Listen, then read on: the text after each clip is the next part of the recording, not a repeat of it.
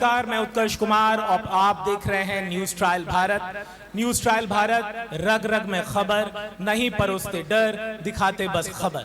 News trial Bharat के इस खास कार्यक्रम कौन बनेगा पीएम के आज के एपिसोड में हमारे साथ अब जुड़ चुके हैं प्रोफेसर मोहम्मद ताहिर, जो कि विगत कई वर्षों से राष्ट्रीय जनता दल के जिलाध्यक्ष पद को सुशोभित कर रहे हैं और हम उनका स्वागत करते हैं। ताहिर जी, स्वागत है आपका हमारे साथ जुड़ने के लिए। आपका भी स्वागत है, आपका भी स्वागत है। तो आप बिहार में वर्तमान परिदृश्य को देखें और 243 सदस्यीय विधानसभा सीट पर नजर करें तो बिहार की सबसे बड़ी पार्टी है वर्तमान में।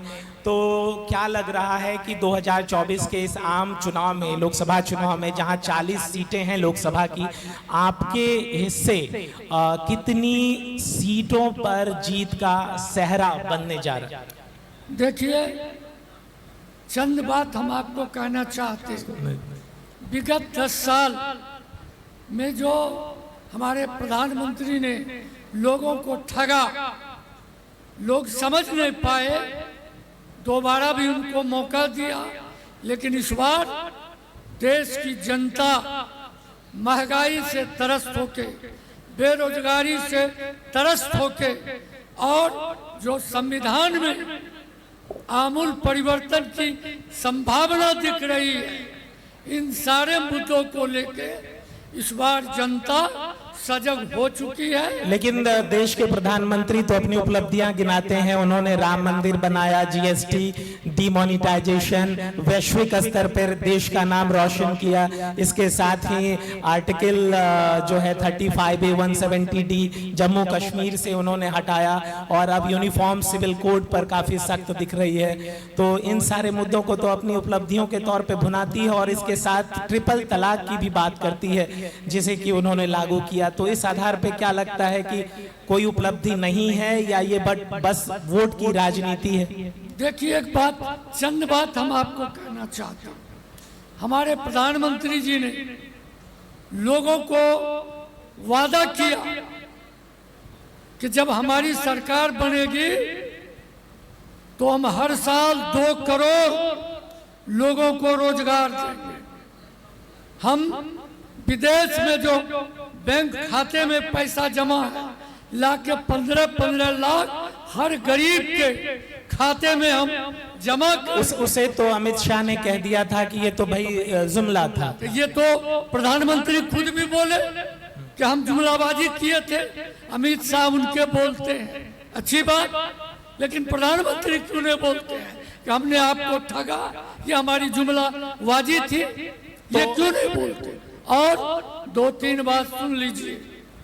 अभी की जो देश की स्थिति है, हमारा प्रजातंत्र खतरे में, जो जिस तरह से कई तरह के कानून को लाके जो देश सैकड़ों वर्ष से, हजारों वर्ष से गंगा जमुनी तहजीब की एक मिसाल रही है, आज उसे तोड़ने की साजिश की जा रही है। आज इस मुल्क के आजादी में, चाहे वो हिंदू हो, मुसलमान हो, सिख हो, ईसाई हो, सबों ने कुर्बानी दी और देश को आजाद किया। लेकिन आज उस आजादी को तोड़ने के लिए, मुल्क को बांटने के लिए, लेकिन बीजेपी तो दावा कर रही है कि किसी तरह का कोई दंगा, आतंकवादी घटना कोई बृहद स्तर पे देश भर में नहीं हुआ। देखिए, चूंकि समय अभाव है, हम बहुत लंबी तकरीर नहीं कर सकते, लेकिन हम आपको बता दें, हमारा गरीब गुरबा, ये जो हमारा सहरसा है, कोसी इलाका है, यहाँ मैक्सिमम लोग गरीब हैं, गरीबी की जिंदगी बसर करते हैं। और सारे लोग आज गांव में जाइए, गरीबों की हालात को देखिए।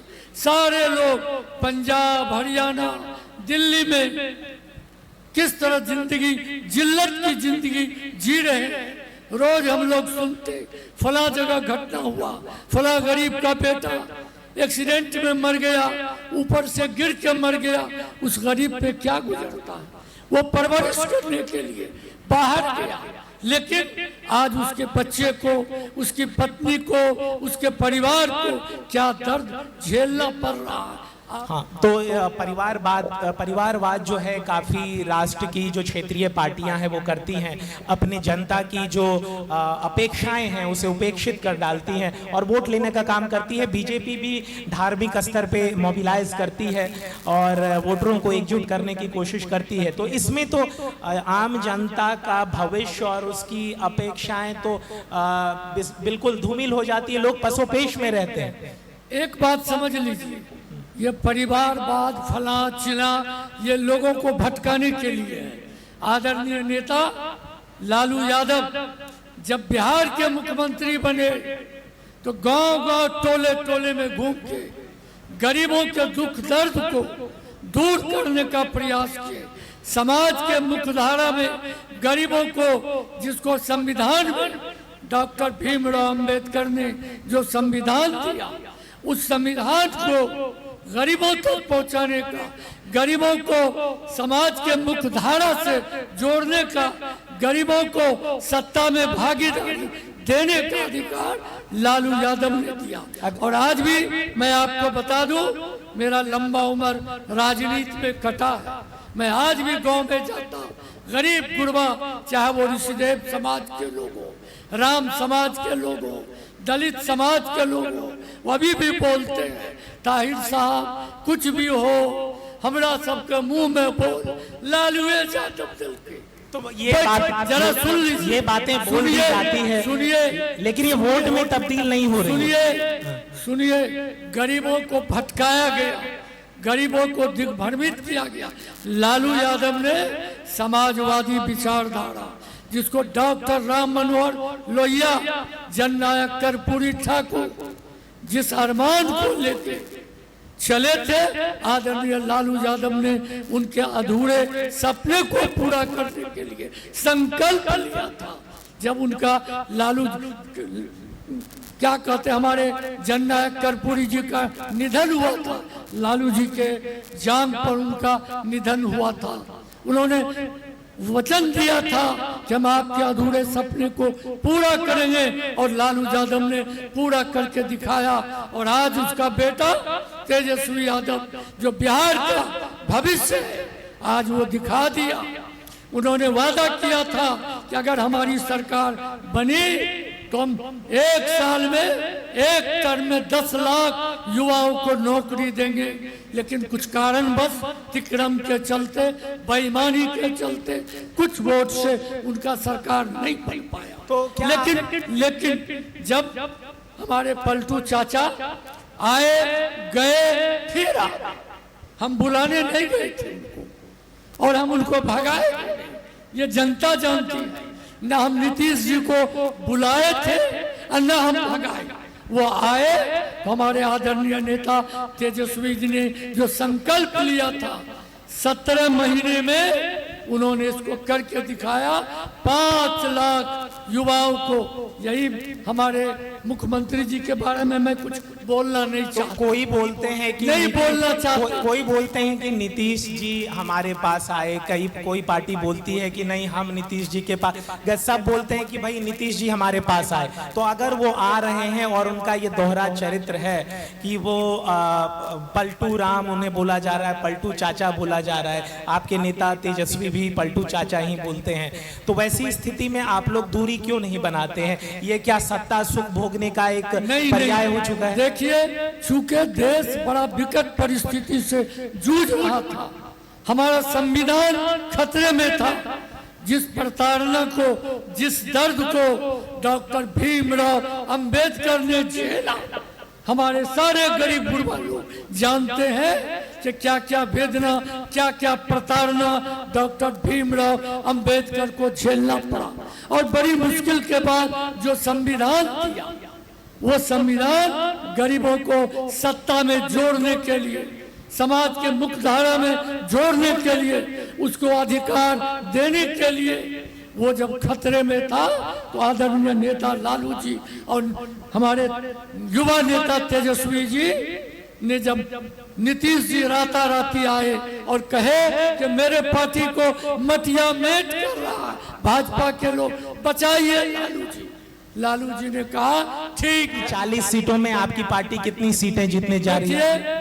एक चौंकाने वाली रिजल्ट आपके सामने आएगा। हम लोग कुछ बोलना नहीं चाहते। विपक्ष कह रही है कि आप दहाई अंकों में भी नहीं जाने हम वाले। कर्म में विश्वास करते, हम कर्म कर रहे हैं, गरीब गुरबा को बताने की काम कर रहे हैं कि इस देश को कहाँ ले जा रहा ये भाजपा की सरकार। ऐ गरीबों समझो, 5 किलो तुमको अनाज देता है और ठग रहा। क्या कर रहा? 400 रुपये सिलेंडर गैस था, फिर सब्सिडी देना शुरू किया, सब्सिडी भी खत्म, 1200 रुपया आज सिलेंडर काम घटा दिए, 100 रुपया, 1100 रुपया सिलेंडर।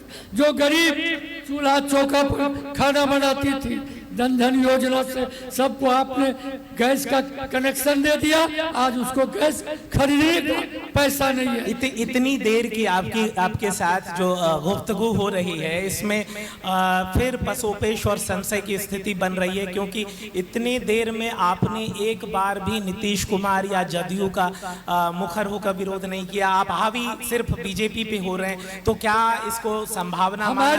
हमारी लड़ाई भाजपा से, नीतीश जी तो मजबूर बेचारा, तो अगर वो पलट के इधर पलट के उधर क्यों वहां गए?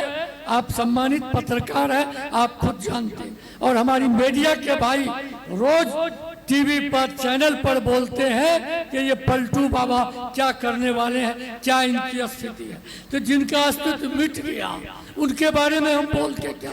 हमारी लड़ाई है संविधान को बचाने का, हमारी लड़ाई है गरीब गुरबा के हक अधिकार की लड़ाई लड़ने का। संविधान को बचाने की जब बारी आएगी और आपके पास विकल्प रहेगा कि नीतीश कुमार का सहयोग लेके सरकार बनाने की नौबत आएगी, तो क्या समझूं कि उस समय आपकी पार्टी के दरवाजे की छिटकिनी खुली रहेगी? नहीं, अभी कुछ नहीं बोलेंगे, अभी लोकसभा का आगे चुनाव है, पहले हम लोकसभा की बात करेंगे। ठीक, आगे क्या होगा ये आगे आने वाला भविष्य आपको पता है। आपने बताया कि लोकसभा चुनाव में 40 में राजद कितनी सीटें में, मेरा सवाल सपाट था कि 40 में कितनी सीटें जीतेंगे। आपने बोला कि चौंकाने वाले नतीजे होंगे। इतनी सीट हम लेंगे जिसका कल्पना कभी हमारे भाजपा के भाई नहीं किए थे। चूंकि इस बार गरीब सब समझ गया कि ये क्या करने वाला।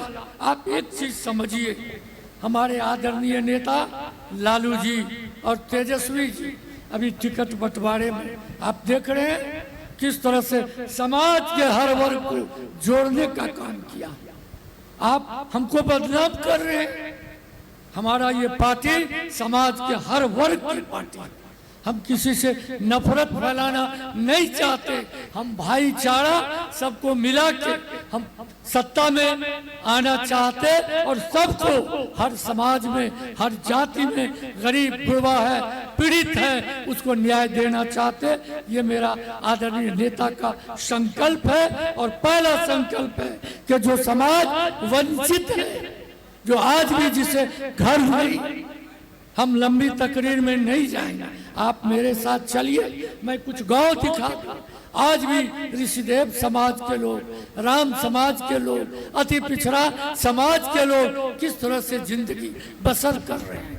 देखिए, मैं आपसे वाकिफ हूँ। अब पूछना चाहूँगा आखिरी कुछ सवाल कि आगामी विधानसभा चुनाव 2025 में होने जा रहा है, तो उसको लेकर आपकी पार्टी क्या इस बार स्पष्ट बहुमत के साथ सत्ता बनाने में, सत्ता पर काबिज होने में सफल होगी, या फिर वो 5-10 सीटों का पेच फिर से फंस जाएगा? एक बात समझ लीजिए, नीतीश जी और हमारे भाजपा के भाई दोनों मिलकर हमारे खिलाफ लड़े थे और सबसे बड़ी पार्टी के रूप में हम उभरे, कुछ तिक्रम के चलते। लेकिन इस बार उस तिक्रम को गरीब गुरबा जनता समझ चुकी है। इस बार अपार वोट से 2025 में राष्ट्रीय जनता दल महागठबंधन, जो हमारा कांग्रेस के लोग, सीपीआई के लोग, सीपीएम के लोग, माले के लोग और राष्ट्रीय जनता दल, 5 पार्टी की जो हमारी गठबंधन है, इसकी सरकार बनेगी। और केंद्र में भी हमारे जो इंडिया गठबंधन है, इंडिया गठबंधन, उसकी सरकार बनेगी।